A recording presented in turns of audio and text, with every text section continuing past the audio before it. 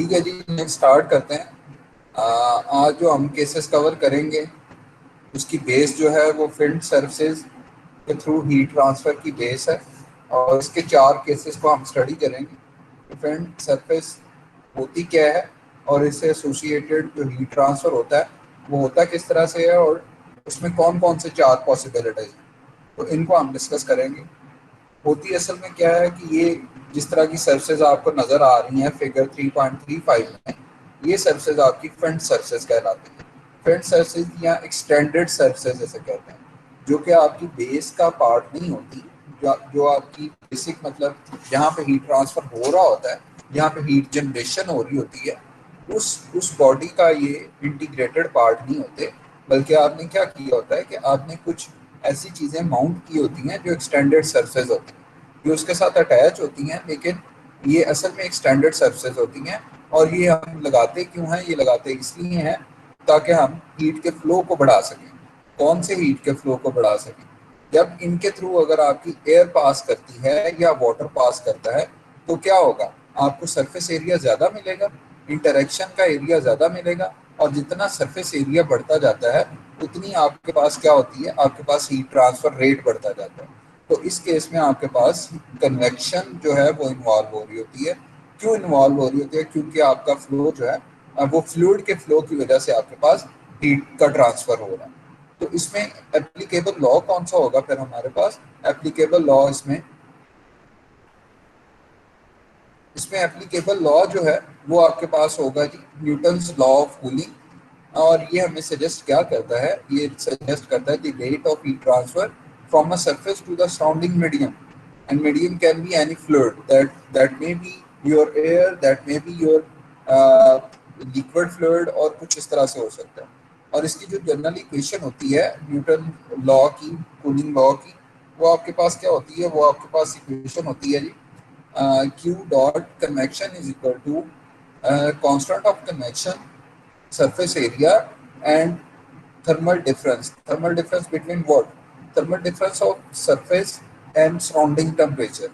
Thermal difference किस किस का आएगा जी? जो सरफेस का टेम्परेचर है, जहाँ पे हीट जनरेट हो रही है, उस सरफेस का टेम्परेचर, और आपके पास क्या आएगा जी? T infinity. E infinity would be the temperature of your environment, और जिस जगह पे या सराउंडिंग जिस जगह पे आप हीट को एक्सपेल कर रहे हैं उसका जो टेम्परेचर है वो आपके पास टी इन्फिनिटी कहलाता है।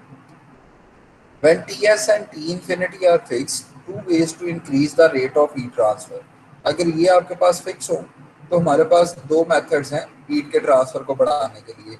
अगर मैं Q डॉट को बढ़ाना चाहूँ तो फिर या तो मुझे H बढ़ाना पड़ेगा या फिर AS बढ़ाना पड़ेगा।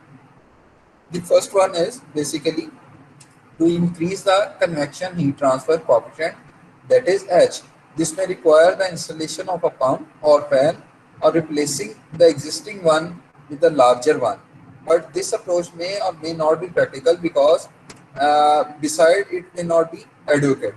इसका मतलब क्या होता है? एडुकेट क्यों नहीं है कि ये इसका इस बात का मतलब ये है कि एच अगर आपने बढ़ाना हो तो एच आपके पास किस तरह से बढ़ता है? एच को बढ़ाने के लिए आपके पास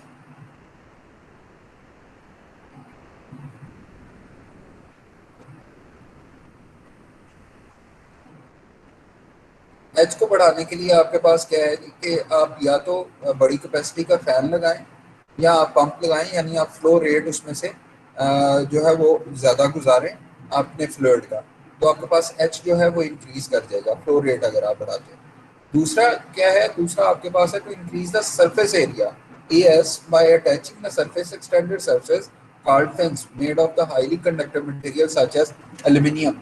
तो आपके जो बाइक के फेंस होते हैं वो एल्यूमिनियम के बने होते हैं और वो आपने लगाए कहाँ होते हैं? जो आपका इंजन होता है उसके सिलेंडर के हेड के ऊपर लगे होते हैं।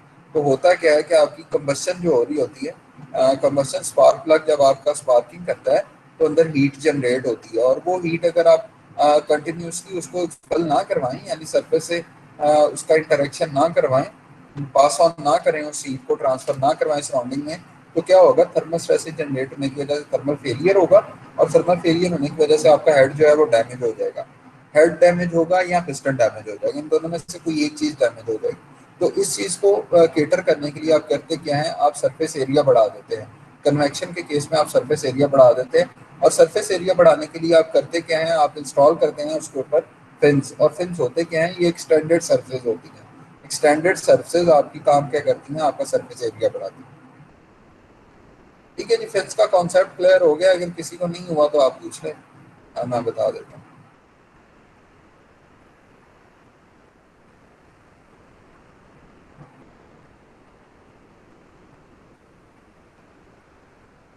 ठीक है जी, कॉन्सेप्ट ही इसमें नेक्स्ट आपकी दो चीज़ें बताई हुई हैं। एक ये डायनासोर के ऊपर फिन्स होते थे, वहाँ से इसके कॉन्सेप्ट को ड्रॉ किया गया है, लेकिन ये कोई ऐसी ऑथेंटिक चीज़ नहीं है।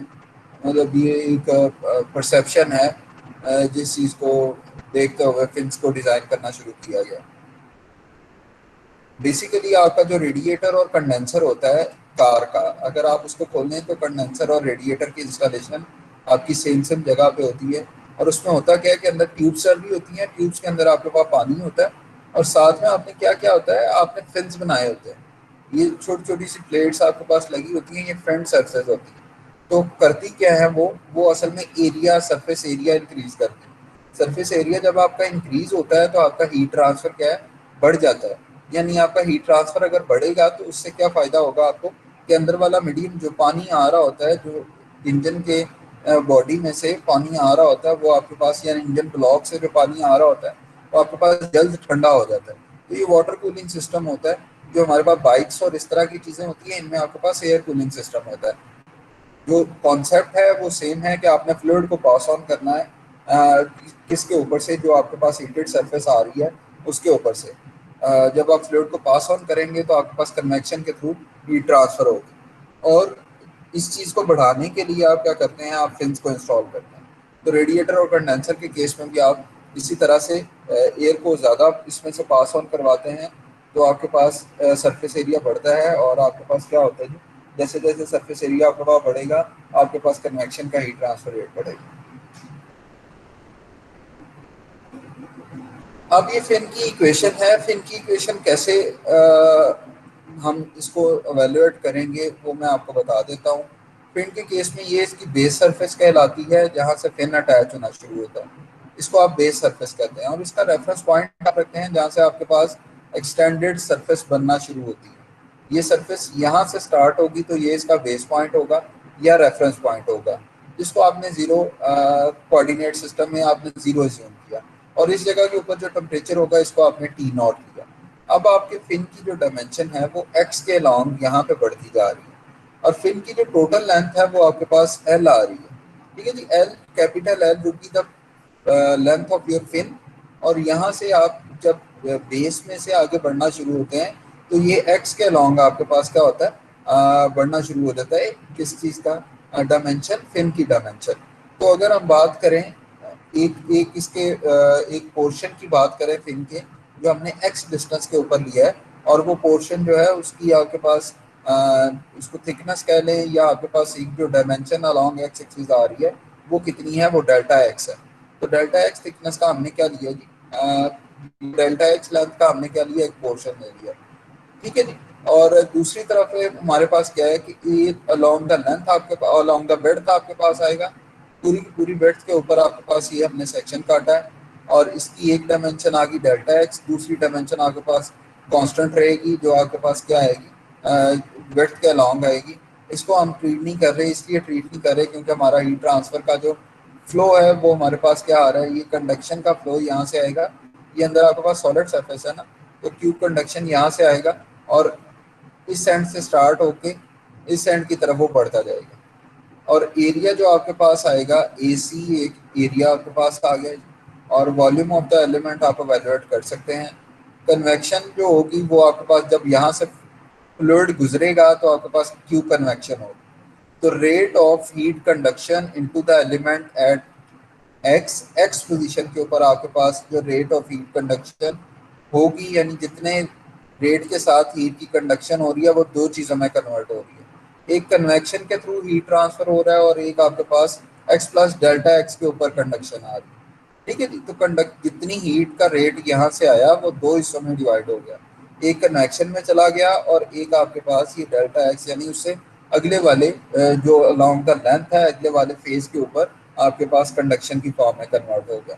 तो rate of heat conduction into the element at x would be equal to, that can be divided into two parts. The first one would be rate of heat conduction from the element at position x plus delta x and rate of heat convection from the element.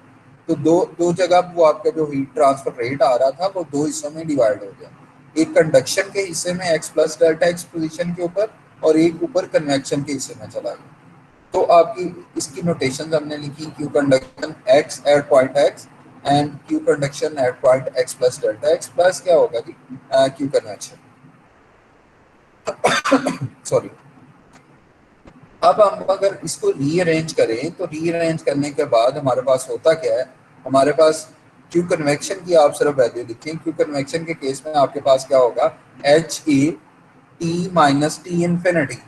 T infinity आपके पास surrounding का temperature है और H आपके पास क्या है जी, H आपके पास है हीट कन्वेक्शन का जो कांस्टेंट है वो।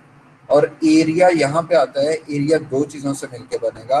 एरिया में एक आपकी ये लेंथ आएगी, ये जो डेल्टा एक्स है ये आएगा, और एक आपके पास ये पी आ रही है जो दूसरी लेंथ आपके पास आ रही है, यानी यहाँ से लेके यहाँ तक की जो लेंथ है वो आपके पास क्या आएगी जी, वो पी है। तो इसको जिसको पेरीमीटर कहा गया है, ये यहाँ पे अगर आप देखें तो cross sectional area is equal to delta x multiplied by p. तो पी आपके पास ये डायमेंशन आ गई, तो पी डेल्टा एक्स करेंगे तो आपके पास क्रॉस सेक्शनल एरिया आ जाएगा। क्रॉस सेक्शनल एरिया कौन सा एरिया होता है, क्रॉस सेक्शनल एरिया आपका वो एरिया होता है जो किसके 90 के एंगल पे आ रहा हो, हीट के ट्रांसफर के 90 के एंगल पे। तो इसलिए क्रॉस सेक्शनल एरिया आपके पास एक ये डायमेंशन आएगी और दूसरी डायमेंशन आपके पास जो है वो पेरीमीटर की डायमेंशन आ रही होती है, और एक डायमेंशन आपके पास डेल्टा एक्स की आ रही होती है। ठीक है, कन्वेक्शन के केस में ये वाली और ये वाला एरिया, टॉप का जो एरिया आ रहा है, ये टॉप सरफेस का एरिया वो आएगा, उसमें डेल्टा एक्स इन्वॉल्व हो रहा है और पी इन्वॉल्व हो रहा है। ठीक है, तो ये कन्वेक्शन के केस में आ रहा है। कंडक्शन के केस में एरिया क्या आएगा, वो आपका ये एरिया आएगा। वो आगे देखते हैं वो क्या है। तो ये आपने लिखा जी पी डेल्टा एक्स की फॉर्म में। तो क्यू कंडक्शन, इस इक्वेशन को रीअरेंज करें, क्यू कंडक्शन एक्स को इस तरफ ले आए आप, अब तो आपके पास होता क्या है, यहाँ पे जीरो बच जाता है। Q conduction x plus delta x minus Q x हो जाएगा और डिवाइडेड बाय डेल्टा एक्स। ये जो डेल्टा एक्स आपके पास, यानी ये होल इक्वेशन को आपने डेल्टा एक्स से डिवाइड कर दिया, तो ये डेल्टा एक्स यहाँ से खत्म हो गया और यहाँ पे आपके पास डेल्टा एक्स डिवीजन में आ गया। ठीक है जी, अब आपने delta x approaches to zero, अगर इसको आप बड़े शॉर्टर डेविएशन के लिए लें तो आपके पास ये किस में कन्वर्ट हो जाता है, ये डेरिवेटिव बन जाएगा आपके पास, और यहाँ पे H P T minus T infinity that would be equal to zero. And Q conduction, we know that Q conduction can be written as minus K A C D T over D X. तो इस P की value यहाँ पे put करेंगे Q conduction की, और उसके बाद इसको क्या करेंगे, डेरिवेट करेंगे। तो डेरिवेट करने के बाद आपके पास क्या आता है, के ए सी आपके पास बाहर आ जाएगा और अंदर d square t divided by d x square minus h P T minus T infinity is equal to zero. तो इस केस में हमारे पास ये जो इक्वेशन बन रही है, इस इक्वेशन को आप इस फॉर्म में लिख सकते हैं। कैसे इस फॉर्म में लिख सकते हैं, आप अगर इसको रिप्लेस करें, ये जो हमारे अंदर वाला टी माइनस टी इन्फिनिटी का रिलेशन है, इसको थीटा से रिप्लेस करें तो आपके पास, आप इसको इस इक्वेशन की फॉर्म में लिख सकते हैं, where m square is equal to h p over k ए सी।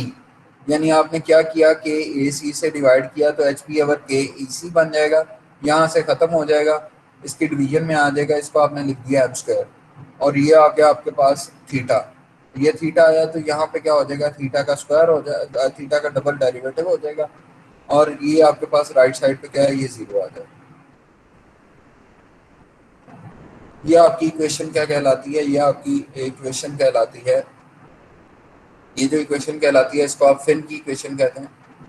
ठीक है जी, तो ये फिन की इक्वेशन है जिसको आगे हम यूज करेंगे। General solution of differential equation, differential equation का जनरल सोल्यूशन जो होगा वो आपके पास इस फॉर्म में होगा। जब आप इसको इंटीग्रेट करेंगे तो इंटीग्रेट करने के बाद आपके पास जो इक्वेशन बनेगी वो अप्रॉक्सीमेटली इस फॉर्म में बनेगी। ठीक है जी, इसको आप इंटीग्रेट कर लीजिएगा, डबल इंटीग्रेशन होगी इसकी, पहली इंटीग्रेशन होगी तो एक कांस्टेंट आपके पास एवेल्युएट होगा, दूसरी इंटीग्रेशन होगी तो दूसरा कांस्टेंट आपके पास आ जाएगा। अब इनको एवेल्युएट करने के लिए डिफरेंट आपके पास 4 केसेस आएंगे और उसमें सी की वैल्यूज जो हैं वो चेंज होती रहेंगी। बेसिक इक्वेशन जो base equation delta x sorry theta x is equal to c one e raise to power m x plus c two e raise to power minus m x, ये आपकी constant रहेगी। तो boundary equation at fin base that is basically equal to, अगर base की बात करें तो theta और एक्स उस केस में आपके पास क्या होता है, जीरो होता है। तो आपके पास theta B is equal to T B minus T infinity होगा, यानी बेस के ऊपर जितना टेम्परेचर है माइनस टी इन्फिनिटी करेंगे तो ये आपके पास क्या हो जाएगा, ये boundary condition at fin base आ जाएगी। बेस के ऊपर आपके पास क्या होगा जी, टी बी होगा। और ये कैसे निकलता है, जब आप थीटा के थीटा चूंकि आपके पास जो फंक्शन है वो किसका है, एक्स का फंक्शन है। तो आप एक्स को अगर जीरो पुट करते हैं तो जो टेम्परेचर आएगा वो बेस का टेम्परेचर आएगा, तो उसको आप टी बी लिखते हैं और तब आपके पास रिलेशन जो बनता है वो t B minus T infinity बनता है। अब आपके पास 4 केसेस हैं। 4 केसेस से मुराद ये है कि पहले आपके पास है इनफाइनाइटली लॉन्ग फिन। अगर आपके पास इनफाइनाइटली लॉन्ग फिन हो, यानी आपकी जो टिप है ये वाली टिप, उसके ऊपर टेम्परेचर जो है, जो फिन की टिप के ऊपर टेम्परेचर है that is equal to T infinity. तो इस वक्त क्या होगा कि जो लेंथ होगी उसके ऊपर आपके पास T L minus T infinity होगा, where L approaches to infinity. ये आपके पास हो जाएगा कि variation of the temperature along the fin would be equal to. तो उस वक्त आपके पास जो वेरिएशन आएगी किस चीज़ की वेरिएशन आएगी जी, टेम्परेचर की अलोंग द फिन, वो कैसे आएगी, वो आपके पास इस तरह से आएगी t of x minus T infinity that would be divided by T B minus T infinity. वो कैसे आएगी आपके पास, ये जब हम इक्वेशन पुट करेंगे तो आपके पास C1 और C2 दो कांस्टेंट आते हैं और इन कांस्टेंट्स को आप जब ट्रीट करते हैं तो आपके पास क्या होता है कि ये जब बेस आप बाउंड्री इक्वेशन कंडीशन पुट करेंगे तो T B minus T infinity आ जाएगा। इस केस में m आपके पास क्या होता है, एम स्क्वायर हमने पढ़ा था, m square is equal to h p over k A c. और अगर सिर्फ आप m की बात करें तो वो क्या होगा, इसके ऊपर क्या आ जाएगी आपके पास स्क्वायर रूट आ जाएगा। तो ये स्क्वायर रूट आपके पास वहां से आया और ये इक्वेशन ड्राइव कहाँ से हुई, ये इक्वेशन आपके पास यहाँ से ड्राइव हुई। The steady rate of heat transfer from the entire fin that would be equal to, for long case of fin, that is equal to minus k AC dt over dx, where x is equal to 0 and that will be equal to that would be equal to m into tb minus t infinity। ठीक है, तो ये आपके पास क्या आ जाएगा, steady state का case आ जाएगा। स्टेडी स्टेट में आपके पास विद रिस्पेक्ट टू टाइम जो है वो चीज़ें जीरो होती हैं। तो इस केस में आपके पास जो इक्वेशन बन जाएगी वो आपके पास इस तरह से इक्वेशन बन जाएगी। ये इनफाइनाइटली लॉन्ग फिन की बात कर रहे हैं। जो इसमें हमारे पास वो आती हैं boundary condition at the fin base and the fin tip. उसमें आपके पास क्या होता है कि स्पेसिफाइड टेम्परेचर आपके पास बेस के ऊपर स्पेसिफाइड टेम्परेचर होता है और सेम इसी तरह से आपके पास स्पेसिफाइड टेम्परेचर होता है किसके ऊपर, फिन की टिप के ऊपर। और नेग्लिजिबल हीट लॉसेस होते हैं, हीट लॉसेस आपके पास नेग्लिजिबल होते हैं। बेसिक फिनोमेना आपके पास कन्वेक्शन का होता है, कन्वेक्शन एंड रेडिएशन आपके पास, इसके दरमियान आपके पास कन्वेक्शन और रेडिएशन होता है और टिप के ऊपर आपके पास सिर्फ कन्वेक्शन का केस आ रहा होता है और मेजरली आपके पास कन्वेक्शन का केस आ रहा होता है, वैसे कंडक्शन भी इन्वॉल्व है। ठीक है, तो जब आप इसको प्लॉट करेंगे, आप प्लॉट इसकी करते हैं प्लॉटिंग, तो आपके पास T X would be equal to T infinity plus T B minus T infinity T raise to power X, और यहाँ पे एम की वैल्यू पुट कर दी। तो आपके पास इसका जब आप ग्राफ प्लॉट करते हैं तो आपके पास एक्सपोनेंशियल ग्राफ आता है कंटिन्यूसली डिक्रीजिंग ट्रेंड में। क्यों डिक्रीजिंग ट्रेंड में आता है, क्योंकि इसकी जो आपके पास ई की पावर है वो माइनस है। तो माइनस आपके पास क्या होता है कि कंटिन्यूसली डिक्रीजिंग ट्रेंड बताता है। तो बेस के ऊपर आपके पास टेम्परेचर सबसे ज़्यादा होगा और इन्फिनिटी को जैसे जैसे आप अप्रोच करते जाएंगे आपका टेम्परेचर जो है वो कम होता जाएगा। तो क्यू बेस के ऊपर जो आपके पास आ रहा है हीट का ट्रांसफर, वो आगे दो हिस्सों में डिवाइड होता जा रहा है, यानी ऊपर की तरफ भी निकलता जा रहा है। या आप सिर्फ ये समझ लें कि जहाँ जहाँ पे इंटरेक्शन होगा कन्वेक्शन का, वहाँ वहाँ से आपके पास क्या आ जाएगा, हीट का फ्लो उस तरफ को जाता जाएगा। तो q base that would be equal to q, जितना आपके पास बेस में से हीट का फ्लो आएगा वो किसके इक्वल होगा, जितना फिन में से आपके पास हीट का फ्लो आ रहा होगा। Unsteady condition heat transfer from the expose surface of the fin is equal to the heat conduction to the fin at the base. जितना बेस से हीट कंडक्शन होगी उतनी आपके पास कन्वेक्शन आएगी फिन के along surface. The rate of heat transfer from the fin could also be determined by considering the heat transfer from a differential volume element on the fin and integrating it over the entire surface of the area. इसमें किया क्या है, इसमें आपने किया ये है कि आपने इंटीग्रेट किया है, किस चीज़ को इंटीग्रेट आपने किया है, एरिया ऑफ द फिन को। एरिया ऑफ द फिन के इंटीग्रेशन के तौर पे भी आप इसको लिख सकते हैं, आपकी बेसिक इक्वेशन यही रहेगी। और एरिया आपके पास चूंकि कंटिन्यूसली चेंज हो रहा होता है, कैसे चेंज हो रहा होता है, आपके पास जो एरिया है वो आपके पास अलोंग द लेंथ आपके पास चेंज होता जाता है। तो इस चीज़ को आप करने के लिए क्या करते हैं कि आप the area of the fin करते हैं और एरिया ऑफ द फिन के लिहाज से इसको इंटीग्रेट करते हैं। तो ये अंदर वाला रिलेशन जो होता है ये हमारे पास डेल्टा थीटा एक्स के इक्वल होता है और एच आपके पास वैसे ही रहता है। तो एच थीटा एक्स आपके पास अगर ये कांस्टेंट रहे, यानी जितना टेम्परेचर बेस का टेम्परेचर और टी इन्फिनिटी यानी आपके पास जो सराउंडिंग का टेम्परेचर है, ये दोनों आपके पास अगर सेम रहे तो आप क्या होगा कि आपके पास रिलेशन बन जाएगा d with respect to area. आप फिन एरिया सरफेस जो फिन होगा surface area of the fin होगा उसके लिहाज से आप क्या करेंगे, इसको इंटीग्रेट करें। A long circular fin of the uniform cross sectional area and the variation of the temperature along it. उसके बाद हमारे पास सेकंड केस है, उसमें हमारे पास होता क्या है कि negligible heat loss from the fin tip. अगर टिप के ऊपर आपके पास एडियाबैटिक टिप हो यानी इंसुलेट किया हो आपने टिप को, टिप में आपके पास क्या होगी, हीट लॉस ना हो, तो ये सेकंड केस है। Fins are not likely to be so long that their temperature approaches the surrounding temperature at the tip. पहले वाले केस में हमने क्या किया था कि इतने लंबे फिन अगर आप लगाएं कि उनका जो बेस का टेम्परेचर है वो वही रहे, लेकिन आपकी जो टिप का टेम्परेचर है वो उसकी सराउंडिंग के टेम्परेचर के इक्वल होता है। तो ऐसी पॉसिबिलिटी नहीं होती। तो आप करते क्या है, आप फिर ये करते हैं कि आप उसकी टिप में से जो टिप को इंसुलेट कर देते हैं ताकि टिप के ऊपर आपके पास कन्वेक्शन ना हो और अलोंग द लेंथ आपके पास कन्वेक्शन होती रहे, यहाँ और यहाँ से हीट आपके पास ट्रांसफर होती है, इस जगह के ऊपर ट्रांसफर ना हो। तो जब आप ये बात करेंगे, आप more realistic assumption is for the heat transfer from the fin tip to be negligible since the surface area of the fin tip is usually very negligible fractional as compared to total fin area।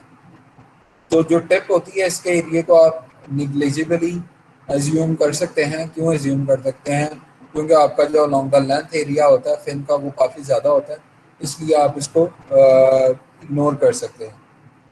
अब अगर आप इस condition की बात करें तो आपके पास डी थीटा और डी एक्स यानी temperature difference along x dimension at x is equal to l, यानी जब आपके पास लेंथ आपके पास फिन की पूरी हो जाती है तो उस केस में आपके पास यहाँ पे जो हीट ट्रांसफर है वो जीरो होगा, यानी यहाँ पे आपके पास हीट ट्रांसफर जीरो आ रहा है। ये आपके पास सेकंड कंडीशन बता रहा है। तो the variation of the temperature along the fin would be equal to, इस केस में जब आप बात करेंगे इंटीग्रेट करेंगे तो इंटीग्रेशन करने के बाद आपके पास राइट साइड पर जो रिलेशन बनता है वो हाइपरबॉलिक फंक्शन का रिलेशन बनता है और हाइपरबॉलिक फंक्शन में आपके पास m आपके पास आता है और l माइनस एक्स आता है। डिवाइड आपके पास क्या हो रहा है, कॉस हाइपरबॉलिक एम एक्स है। बेसिक इक्वेशन जो है हमने इंटीग्रेट हमेशा इसी को करना है, ठीक है जी। इसको या आप ये समझ लें कि आपने इसी को इंटीग्रेट करना होता है हर दफ़ा, तो आपके पास डिफरेंट रिलेशंस बनते जाते हैं। या आपने बाउंड्री कंडीशन सिर्फ चेंज करते जाना है। तो बाउंड्री कंडीशन जब आप ये पुट करते हैं तो आपके पास कॉस हाइपरबॉलिक एम एक्स होता है और एक्स की बजाय यहाँ पे क्या होएगा, एल माइनस एक्स होगा और यहाँ पे आपके पास एक जो आप रेफरेंस क्वांटिटी ले रहे हैं जिसकी वैल्यू आपको पता है वो क्या हो जाएगी, एम एल हो जाएगी। तो Q adiabatic at the tip that would be equal to minus K A C D T over D X where X is equal to zero. X अगर आपके पास जीरो हो तो ये एडियाबैटिक आप टिप की बात कर रहे हैं। इस केस में आपके पास base minus T infinity tan hyperbolic M L आ जाएगा। एम आपके पास क्या होगा, ये एम की वैल्यू आपके पास यहाँ पे गिवन है। तो आपने किया क्या है कि आपने सिर्फ उसकी जो पहले वाली इक्वेशन थी हमारे पास, ये जो इक्वेशन बनती है हमारे पास क्यू की इक्वेशन, क्यू कंडक्शन की इक्वेशन, उसको आपने वैल्यूएट किया है। इसकी रिस्पेक्ट से आपने वैल्यू पुट कर दी इसमें, आपने डी टी और डी एक्स की वैल्यू, और वो कैसे निकलेगी, वो इसको सॉल्व करने से आपके पास निकलेगी। वो जब आप पुट करते हैं तो आपके पास नेट इक्वेशन जो बनती है वो ये बनती है। स्पेसिफाइड टेम्परेचर की अगर बात करें तो टी फिन टिप के ऊपर अगर आपके पास टी एल टेम्परेचर हो, एक स्पेसिफिक टेम्परेचर आप वैल्यू बता दें कि जी इतनी वैल्यू होगी उस वक्त आपके पास टेम्परेचर फिन की टिप के ऊपर जो टेम्परेचर होगा उसकी वैल्यू टी एल है। एक स्पेसिफिक वैल्यू आपने बता दी कि 20 डिग्री है, 30 डिग्री है, तो उस वक्त आपके पास delta L would be equal to sorry theta L would be equal to theta subscript of L, that would be equal to T L minus T infinity. यानी ये डिफरेंस आ जाएगा एंड के ऊपर आपके पास, यानी इतना टेम्परेचर, लाइक अगर आपके पास 120 डिग्री फिन की टिप के ऊपर टेम्परेचर आ रहा है और आपके पास इन्वायरमेंट का टेम्परेचर 25 डिग्री है, तो ये कांस्टेंट रहना शुरू हो जाएगा। इस केस में आपके पास T X minus T infinity that would be equal to divided by T B our T infinity that would be equal to T L minus T infinity divided by T base minus T infinity. और यहाँ पे आपके पास ये relation बनना शुरू हो जाता है। Specified fin temperature, fin tip temperature would be equal to this one. इसको जब आप फर्दर सॉल्व करते हैं तो आपके पास क्या आ जाता है, specified fin temperature, fin tip temperature के लिए आपके पास इक्वेशन जो है वो ये बन जाती है। कन्वेक्शन फ्रॉम फिन टिप की अगर बात करें तो उस वक्त आपके पास क्या होगा, बाउंड्री कंडीशन आपके पास, जब आपके पास फिन टिप के ऊपर टेम्परेचर कन्वेक्शन हो रही है और इस कन्वेक्शन को आप ले रहे हैं, तो वो तब आपके पास क्या बनेगा, ये जो कंडक्शन जितनी होके आ रही है फिन की सरफेस के अलॉन्ग, वो आपके पास एंड के ऊपर किस में कन्वर्ट हो जाएगी, सारी की सारी कन्वेक्शन में कन्वर्ट हो जाएगी। तो ये कन्वेक्शन की इक्वेशन लिख लिया आपने। तो जो आपके पास कन्वेक्शन फ्रॉम फ्रंट टिप आपके पास बनेगी इक्वेशन, वो आपके पास क्या बनेगी, cos hyperbolic M into L minus X plus H over M K sine hyperbolic M into L minus X. ये जब आप सॉल्व करेंगे तो आपके पास ये रिलेशन निकलते आएंगे। ठीक है जी, तो ये रिलेशन आपके पास निकल आएगा। कन्वेक्शन फ्रॉम फ्रंट टिप आपके पास क्या हो जाएगा, क्यू कन्वेक्शन की इक्वेशन आपके पास ये आ जाएगी। A practical way of accounting for the heat loss from the fin tip is to replace the fin length L in the relation for the insulator tip case by a corrected length fin defined as TL। यानी आपके पास corrected length ये कहलाती है। इसमें आपने करना क्या होता है कि आपने इंसुलेट कर दिया किस चीज़ को, इसकी फिन के टिप को, तो आपके पास लेंथ जो है वो थोड़ी बढ़ जाती है। वो बढ़ेगी किस तरह से, इसमें दो चीज़ें ऐड होंगी, एक तो जो उसकी एक्चुअल लेंथ है फिन की वो आ जाएगी, और दूसरी लेंथ आपके पास क्या होगी जो आपने ऐड की है, उसमें आपके पास दो डायमेंशन आ जाएंगी, एक तो पी आ जाएगी और एक एरिया आ जाएगा, ए सी आ जाएगा। तो आपके पास ए सी जितना आपके पास एरिया ऐड हुआ है डिवाइडेड बाय पी करेंगे तो आपके पास ये वाली लेंथ आ जाएगी जितनी आपके पास करेक्टेड लेंथ में ऐड हुई है वैल्यू। तो l corrected length rectangular fin that would be equal to l plus t over two, and cylindrical के केस में आपके पास वो क्या होगा, टी ओवर फोर हो जाएगा।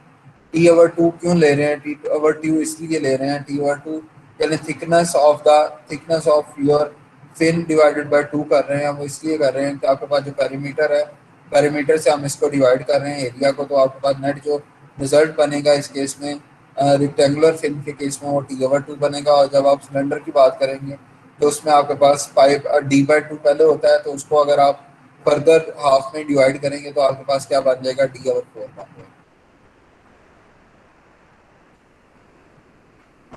फिन एफिशिएंसी की बात करें तो फिन एफिशिएंसी हम कैसे कैलकुलेट करते हैं उस चीज़ को देख लेते हैं। फिन एफिशिएंसी की बात करें तो जो आपके पास बेस मटेरियल होता है जहाँ पे आपने फिन को इंस्टॉल करना है वो आपका बेस कहलाता है, और उसके ऊपर जो टेम्परेचर होता है उसको आप टी बी कहते हैं।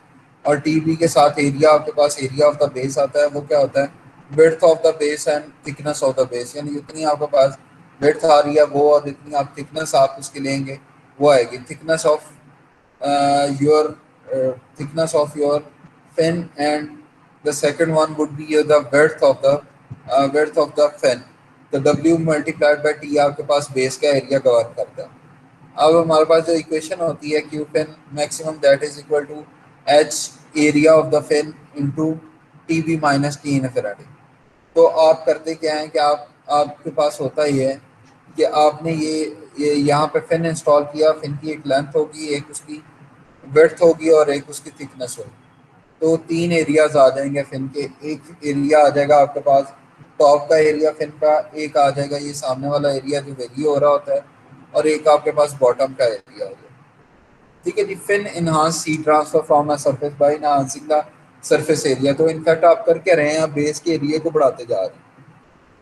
बेस के एरिया को आपने बढ़ाया कैसे है, आपने उसके ऊपर इंस्टॉल कर दिया एक्सटेंडेड सरफेस को, तो आपके पास एरिया बढ़ गया। तीन एरियाज बढ़ेंगे, एक सामने अलॉन्ग द लेंथ आपके पास जो चेंज होता जा रहा है एरिया वो, और एक आपके पास क्या आएगा, ये टॉप की सरफेस का एरिया और एक बॉटम की सरफेस का एरिया। अगर आपके पास जो है वो राउंड यानी सिलेंड्रिकल फैन हो, तो उस केस में आपके पास क्या होगा, एरिया आपके पास सिलेंडर की फॉर्म में आ रहा होगा, यानी पाई पाई आर स्क्वायर या पाई डी स्क्वायर बाय 2 का जो एरिया है वो आपके पास आ रहा होता है। और ये आइडियल केस है जिसमें हमारे पास पूरे के पूरे फिन सरफेस के ऊपर आपके पास टेम्परेचर सेम रहता है, और जो बेस का टेम्परेचर हो वही आपके पास टिप का टेम्परेचर होता है। लेकिन जब आप एक्चुअल केस की बात करते हैं तो इसमें ऐसा नहीं होता, कि बल्कि होता क्या है कि बेस के ऊपर आपके पास टेम्परेचर ज़्यादा होता है, और अलॉन्ग द लेंथ आपके पास, along the length of the fin आपके पास क्या होता है, वो टेम्परेचर कम होता जाता है। तो जो थर्मल ग्रेडियंट है between your fin temperature, fin surface temperature and your environment, वो आपका क्या होता जाएगा, डिक्रीज होता जाएगा कंटिन्यूसली। तो आपके पास क्या होगा, ये एक्चुअल केस में आपके पास कंटिन्यूसली वो चेंज होता जाएगा।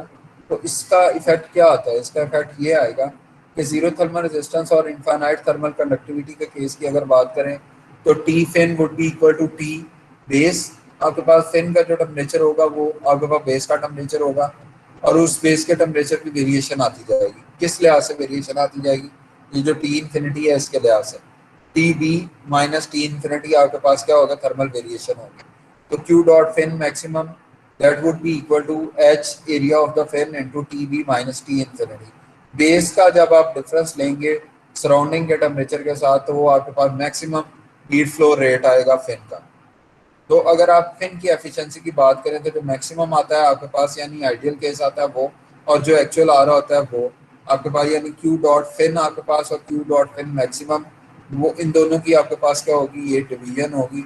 इन दोनों को आप डिवाइड करेंगे तो आपके पास ईटा ऑफ फिन आ जाएगा। Actual heat transfer rate from the fin and divided by the ideal heat transfer rate from the fin, the entire fin were at the base temperature.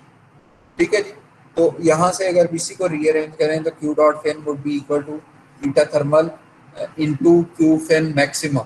तो क्यू फिन मैक्सिमम की equation आपने अभी पढ़ी है, जिसमें आपके पास थर्मल डिफरेंस जो है वो बेस के टेम्परेचर के इक्वल ही रहता है। तो T B minus T infinity आपके पास यहाँ पे आ जाएगा, और ईटा ऑफ द फिन के साथ आप इसको मल्टीप्लाई करेंगे तो क्यू डॉट फिन आपके पास निकल आएगा। अब आपके पास वो जो रिलेशन थे उन रिलेशन को हम यहाँ पे पुट करते हैं। तो q dot fin that would be equal to m into delta t होता है। एम इंटू डेल्टा टी आपके पास क्या होता है, एम आपके पास आता है एच पी के ए सी और t B minus T infinity.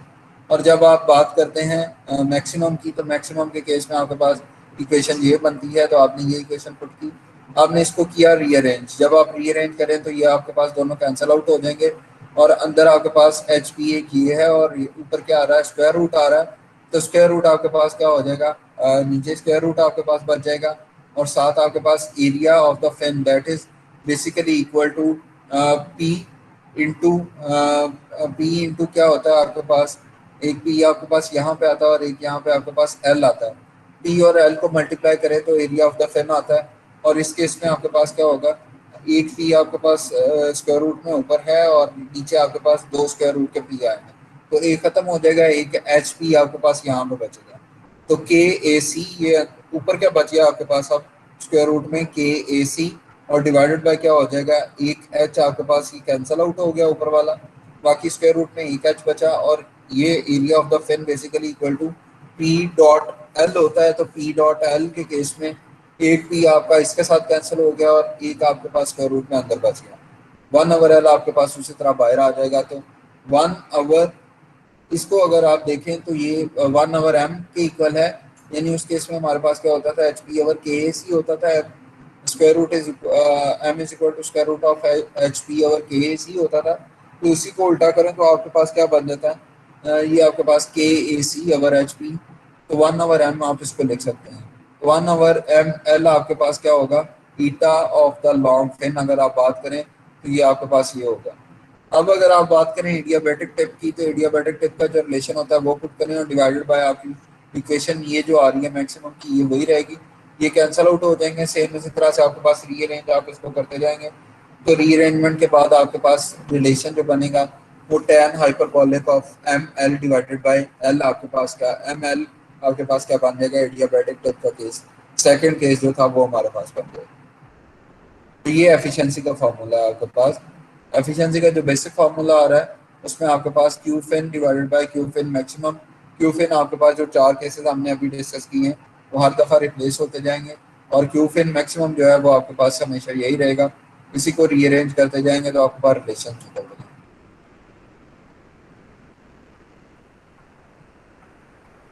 ये कुछ कर्व्स हैं जिनको हम अगले लेक्चर में डिस्कस करेंगे। किसी का कोई क्वेश्चन है तो आप पूछ लें।